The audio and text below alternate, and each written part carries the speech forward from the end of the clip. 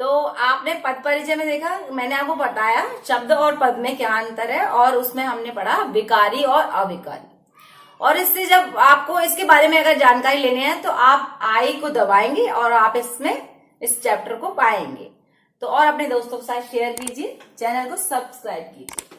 तो जैसा कि मैंने बताया, विकारी में आपको सबसे पहले था विकारी और अविकारी शब्दों को दो भागों में बांटा गया है। दो प्रकार हैं उसके, विकारी और अविकारी। तो उसमें हमने पढ़ा था सबसे पहले है संज्ञा। तो आज हम संज्ञा के बारे में पढ़ेंगे, ठीक है। संज्ञा किसे कहते हैं? संज्ञा नाम को कहते हैं। किसी भी चीज का नाम हो, यदि वो हमारे पास कोई भी चीज है, या कुत्ता, बिल्ली, जानवर या कोई भी, वैसे तो सब जानवर जातिवाचक में आते हैं, लेकिन यदि हमारे अगर कोई भी चीज का उसमें यदि नाम है और उसे हम नाम से पुकार रहे हैं, वही संज्ञा है। किसी भी वस्तु, व्यक्ति, स्थान, भाव का यदि नाम है तो वो संज्ञा है। तो सबसे पहले मैं एक उदाहरण देती हूँ आपको। मान लीजिए हमारे पास कुछ पेन है। अब ये हमारे पास बहुत सारे पेन हैं, और ये बहुत सारे पेन हैं, या हम पेन केवल पेन या पेंसिल की बात करें तो ये सब जातिवाचक संज्ञा है। हम आदमियों की बात करें तो कहते हैं व्यक्ति, उसको वो कहते हैं संज्ञा, लेकिन सब जातिवाचक है जब तक कि उसका कोई नाम नहीं। अच्छा, अब हमने ये पेंसिल उठाई और हमने देखा नटराज। इसमें हमने देखा कि इस पेंसिल का नाम है नटराज। तो जब हमारा बहुत सारी पेंसिल है तो वो जातिवाचक में है, लेकिन मैंने कहा नटराज पेंसिल, यानी पेंसिल में भी हमने उसका एक नाम लिया, वो है नटराज। तो वो बन गया एक प्रॉपर नाउन, यानी व्यक्तिवाचक संज्ञा, ठीक है। व्यक्तिवाचक संज्ञा है, और आप इसी से पहचान सकते हैं चाहे वो व्यक्ति है या नहीं है। ये व्यक्ति है या नहीं है, लेकिन इसका नाम है, तो ये व्यक्तिवाचक प्रॉपर नाउन है।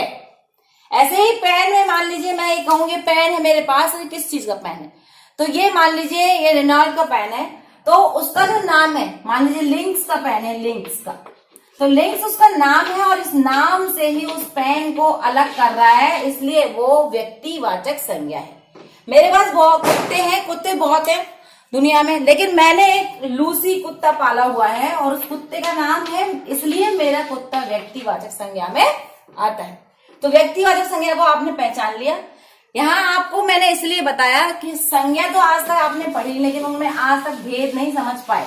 तो सबसे पहले संज्ञा के भेद में व्यक्तिवाचक संज्ञा, और जिन संज्ञाओं के हमें, चाहे वो व्यक्ति हैं, वस्तु हैं, या कोई भी स्थान है, कोई भी भाव है, यदि उसका नाम नहीं है तो वो जातिवाचक संज्ञा है।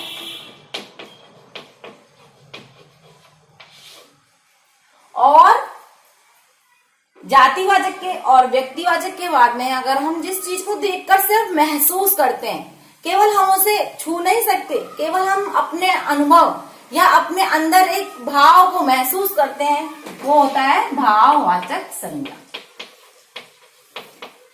ये आपको दिखाई नहीं देता, ठीक है, अमूर्त है। हम सिर्फ इसको महसूस करते हैं, इसके भावों को हम जानते हैं। कि जैसे किसी को देखा, अरे ये बचपन में ऐसा था, अब बुढ़ापे में ऐसा है, मतलब हमने उसको कैसा देखा था। यानी आप उसके बचपन को देख थोड़ी ना सकते हैं, बुढ़ापे को देख थोड़ी ना सकते हैं, लेकिन हम उसको कह रहे हैं कि वो बचपन में ऐसा था और बुढ़ापे में, मतलब उसके भाव क्या बदल गए, उसके भाव।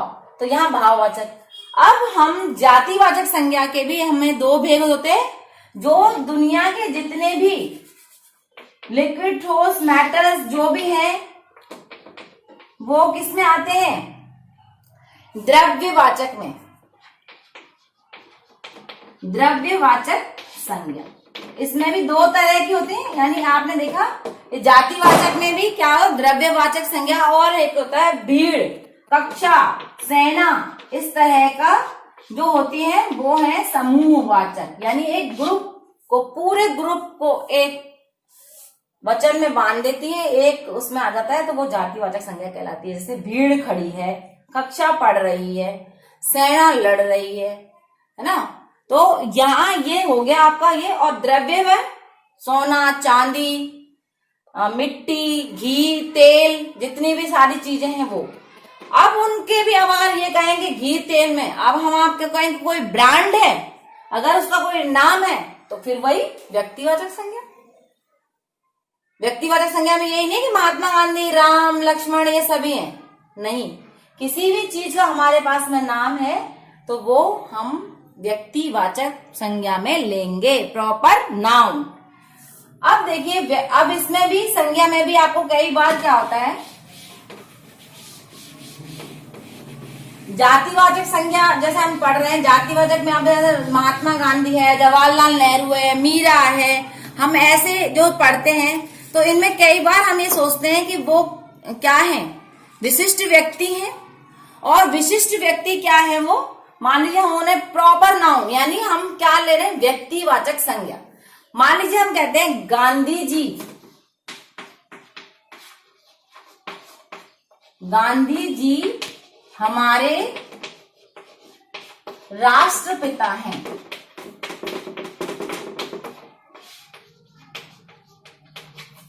तो देखिए गांधी जी है ना, तो आपने जैसे गांधी तो यहाँ सरनेम है, वैसे तो देखे तो जातिवाचक से है वैसे तो, लेकिन आपने देखा होगा गांधी जी, पंडित जी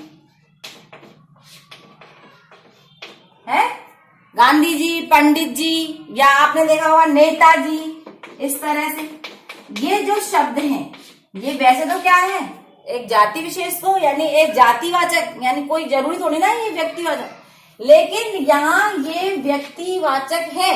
क्यों? क्योंकि जो हमारे राष्ट्रपिता हैं वो महात्मा गांधी जी ही हैं। राहुल गांधी या राजीव गांधी उनसे मतलब नहीं है। ऐसे ही पंडित जी, पंडित जी दुनिया के पंडित जी देखे आपने, लेकिन पंडित जी के नाम से हमारी दुनिया में सिर्फ एक ही जवाहरलाल नेहरू ही मशहूर हैं, और उन्हीं के लिए हम केवल पंडित जी प्रयोग में लेते हैं। ऐसे ही सुभाष चंद्र बोस, उनके लिए हम आज भी नेताजी ही कहकर उन्हें इंडिकेट करते हैं, इंगित करते हैं, इसलिए ये एक प्रॉपर नाउन में उन्हीं के लिए व्यक्तिवाचक संज्ञा में प्रयोग में लिया जाता है। अब इसी तरह मान लो हम इनको किसी गुण विशेष में लेकर हम किसी को इनके बारे में कहें, जैसे मैं कहूं आज भी भारत की नारी सीता है, तो देखिए यहां सीता है, तो यहां आप क्या कहना चाहेंगे, आप सोचेंगे यहां भी तो प्रॉपर नाउन आ गया, लेकिन नहीं, यहां जो सीता है वो क्या है, एक उदाहरण के तौर पर हमने लिया है कि आज की जो नारी है वो कैसी है, एक हमने उदाहरण स्वरूप में सीता का नाम लिया है। उन सब नारी, इस पूरी जाति, इस पूरी नारी के लिए, पूरी जाति है उसके लिए हमने सीता शब्द का प्रयोग किया है, किसी एक नारी के लिए नहीं किया, ये पूरी नारी जाति के लिए इसमें प्रयोग किया है। ऐसे ही संसार में विभीषणों की कमी नहीं है। मान लो मैं ये कहूं तो विभीषण किसके लिए आया है, विभीषणों की कमी नहीं है। तो यहां जो है विभीषण किसके लिए आया है, जो देश के गद्दार हैं, जो देश के लिए कैसे विश्वासघाती हैं, ऐसे लोगों के लिए यहाँ विभीषण शब्द लिया गया है। यानी उसे हमने कैसे लिया है, एक उदाहरण के रूप में लिया है। संसार में विभीषणों की कमी नहीं है, ये कोई एक व्यक्ति विशेष के लिए नहीं है, इसलिए यहाँ ये जातिवाचक संज्ञा के लिए प्रयोग हुआ है। तो आपको इस तरह से ये समझ में आ गया होगा। कई बार हमने प्रॉपर नाउन में नाम लिया, लेकिन नाम को यदि हमने सभी के लिए उसको कॉमन कर दिया तो जहां हमने कॉमन किया उसी को हम जातिवाचक संज्ञा कहते हैं। अब भाववाचक संज्ञा में भी क्या होता है, आपने भाववाचक संज्ञा पढ़ी तो भाववाचक में देखा आपने, जैसे चोर था तो चोर से बना भाववाचक संज्ञा चोरी, ठीक है। अगर मान लीजिए भाववाचक संज्ञा में जैसे बुराई था बुराई भाववाचक संज्ञा है, बुरा का विशेषण है बुरा। अगर बुराई है और मान लीजिए ये बुराइयां अगर ये आ जाए बहुवचन में, ध्यान दीजिएगा ये आ जाए बहुवचन, तो जैसे ही ये बहुवचन में परिवर्तित होगा तो ये जातिवाचक संज्ञा कहलाएगा, ना कि भाववाचक। अगर हम किसी को बहुवचन में लेते हैं, बहुवचन में प्रयोग करते हैं भाववाचक का, तो वो जातिवाचक संज्ञा बन जाता है। जैसे दूरियां बढ़ती जा रही हैं, दूरी होता है भाववाचक, दूरियां, तो उसका बहुवचन हो गया और वो इसलिए जातिवाचक संज्ञा बन गया। तो कहने का तात्पर्य है कि भाववाचक को जब हम बहुवचन में प्रयोग कर लेते हैं तो वो भाववाचक न होकर जातिवाचक संज्ञा बन जाता है। और आप भाववाचक, जैसे आपने जातिवाचक से ये तो बनाना आता ही होगा आपको, जातिवाचक से बनाना, जैसे जातिवाचक संज्ञा है बंधु, और अगर हमें भाववाचक बनाना है तो क्या बनाएंगे हम, बंधुत्व, इस तरह से, है ना। नारी नारित्व, चोर चोरी, ठीक है। अब हमें विशेषण, मान लो सर्वनाम से बनाना है, सर्वनाम शब्द से बनाना है,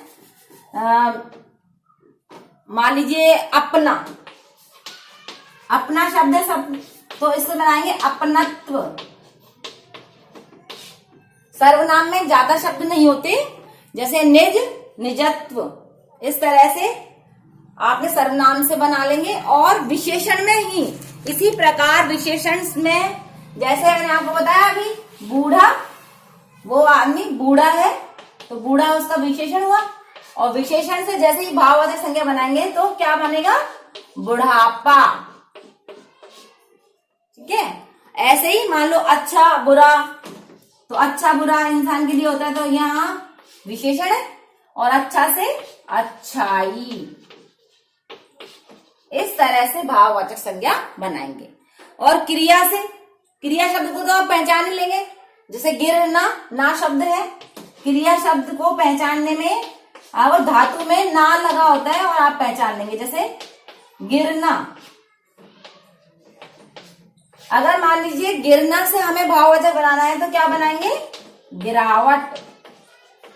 इसमें क्या होता है, या तो उपसर्ग लगते हैं, प्रत्यय लगते हैं, तो इस तरह से हम उसमें चेंजेस देखते हैं और वो भाववाचक संज्ञा बन जाता है। तो यहां तक आपका कुछ शब्द और है इसमें, जैसे भाववाचक के अनुकरणवाची शब्द है, भाववाचक में अनुकरणवाची शब्द पढ़े हैं आपने, अनुकरणवाची में होते हैं, देखो जैसे मान लीजिए फड़फड़, फड़फड़ शब्द है तो क्या आएगा, फड़फड़ाहट, इस तरह से, है ना। गड़ गड़गड़, गड़गड़ाहट, दूर दूरी, सर सर सर सराहट, तो इस तरह के जो शब्द हैं वो अनुकरणवाची में आते हैं। और ये वैसे अव्यय शब्द हैं, अव्यय उनसे बने हैं अनुकरणवाची, लेकिन ये भावों में जो ज्यादातर प्रयुक्त होते हैं वो आपने भाववाचक संज्ञा सीख ली, वो उतना ही आपके में आता है, ये आपके में आता भी नहीं है, ये केवल मैंने आपको जानकारी के लिए पढ़ाया है। Thank you. घर पर रहिए, स्वस्थ रहिए, चैनल को सब्सक्राइब कीजिए, अपने दोस्तों को शेयर कीजिए। Good bye.